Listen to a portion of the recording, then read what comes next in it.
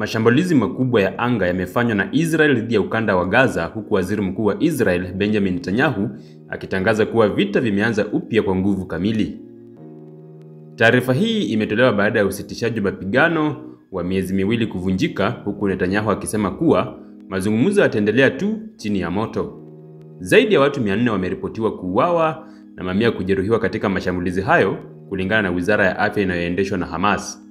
Hali hii imezua maswali kuhusu mustakabali wa juhudi za amani na hatima ya mateka wa Israel walioko Gaza. Mashambulizi haya yanafuatia kusambaratika kwa makubaliano ya awali ya kusitisha vita yaliyopaswa kufanikishwa kuachiliwa kwa mateka wa Israel walioko mkononi mwa Hamas. Israel imesema kuwa Hamas imekuwa ikikataa mapendekezo ya makubaliano, huku Hamas ikidai kuwa Israel inajaribu kubadilisha masharti ya awali ya mkataba kwa faida yake. Hali ya Gaza, ambayo tayari ilikuwa mbaya kutokana na miezi ya mapigano, imeendelea kuzorota.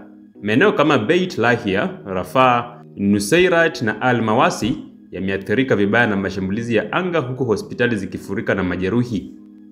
Netanyahu amesema kuwa operesheni ya kijeshi itaendelea hadi malengo yote yatimie. Malengo ikiwa ni pamoja na 1, kuwarejesha mateka wa Israel walioko mikononi mwa Hamas; 2, kuharibu Hamas ili isiwe tishio kwa Israel; na 3, kulazimisha Hamas kusalimu amri, jambo ambalo kundi hilo limesema halikubaliani nalo.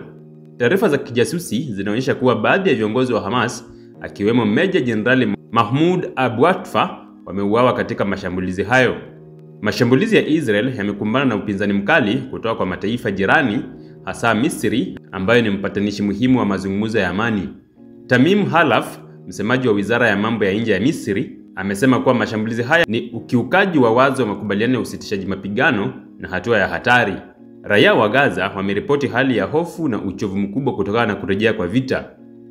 Mohamed Zakut, mkurugenzi wa hospitali za Gaza, amesema kuwa idadi ya wahudumu wa afya waliopo haitoshi kushughulikia majeruhi wengi waliowasili baada ya mashambulizi. Kwa upande mwingine, familia za mateka wa Israel wameshutumu serikali yao kwa kuchagua kuachana na mateka badala ya kuendelea na mazungumzo ya amani. Kwa mujibu wa duru za usalama, Israel ilifanya mashauriano na utawala wa Marekani kabla ya kuanzisha mashambulizi haya. Msemaji wa Baraza la Usalama la Taifa la Marekani, Brian Hooks, amesema kuwa Hamas ingeweza kuachilia mateka ili kurefusha usitishaji mapigano, lakini ilikataa na kuchagua vita.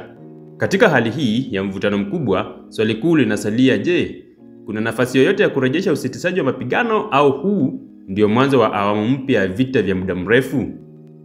Kurejea kwa vita kati ya Israel na Hamas kunazua maswali mazito kuhusu mustakabali wa ukanda huo na athari zake kwa raia wasio na hatia. Wakati juhudi za kidiplomasia zikionekana kulegalega, Gaza inarudi kwenye machafuko, huku pande zote zikitafuta kutimiza ajenda zao za kisiasa na za kijeshi.